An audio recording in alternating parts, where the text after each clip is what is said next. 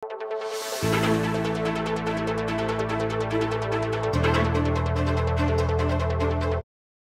gumpisayang El Nino phenomenon na niyang third quarter ning banwang 2023. Metong yang weather phenomenon ning El Nino nung nuka rin mapaling panahon at mababa ang tsansa ning pamanuran, anya awsan yang tagtuyot. Para kareng residente kareng coastal towns kalupa ning Masantol, mipasnola kano kingalbog ngening mga labasang bulan. Kalupa ning 64 anyos sa residente na ning barangay Bebe Anak ay Tatang Eduardo Roman. Nung lumbog man kanong ngeni, saguli na mo at agad mo namang kakati inya alima kaing mituturan ing karelang kabiyayan. Itong kauran, medyo kaya mo rin o makalbuging kay kang gulutan eh.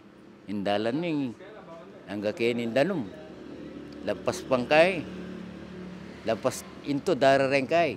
Ang po kining kabaliran na kitang tulid na ng pure gold, ay tide mo lalbugyanan to.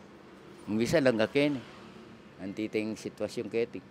Aparti kaniti, may kaligtas la namang kano kareng sakit at dala ning albog at dating maluwat kakati. Makachinelas na mo.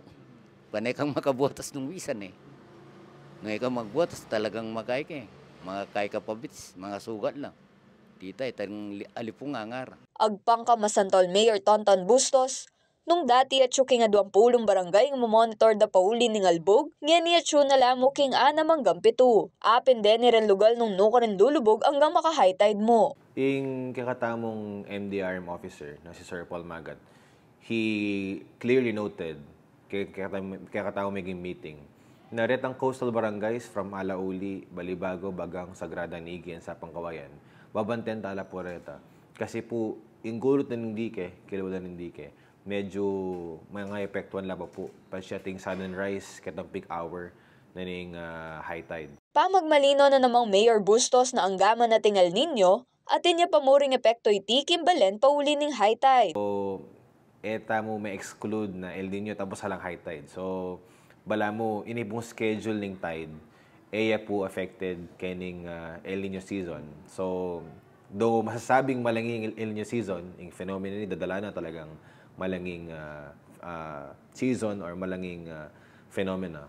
Still, mapilan po ka rin coastal barangays, babandentala kasi mirarasan lapong doon. I've mentioned, miraras pong 1 foot in height. Samantala, pekikwana na namang kanunin lokal kapanibala ng Balen, amigita pagsadya ng kauran kabang mapaling panahon. Panyamalan na lakano din karelang flood mitigation programs ang POM projects. Few. Yung retaining wall, kitang puro kipilipil kang barangay Bebenak. More than 4 million niya pong maka-allocate kita. Banta po po mag-overtop at mag-overflow yung danom kay Indike. That's one. Then, reyang ang pathway na kailangan tamong itas. Banta po maging tuloy-tuloy po yung government services tamo. Like kay Barangay Santa Monica, gawa niya po first quarter. Yung pamag-upgrade and concreting ning dalan kay ni pong San Isidro. Kasi po patse po mirasan tamong kauran. Talagang lulubog niya po itang dalan da. Talagang magkasakit lang po rin magar at magkasakit lang po rin magobra. Dagdag na pang Bustos, aliwa mo yung kalamidad in kailangan pagsadyan. Nuna rin may aliwa pang emergencies anya ready na lakano, ring food packs ang pang emergency rescue unit, bang agad makapagrespondi at makapamyesawo. Kaya BJM De Jesus, ako po yung kaya kayong Talasuyo, Arlen Salonga, ating pusong makabalen.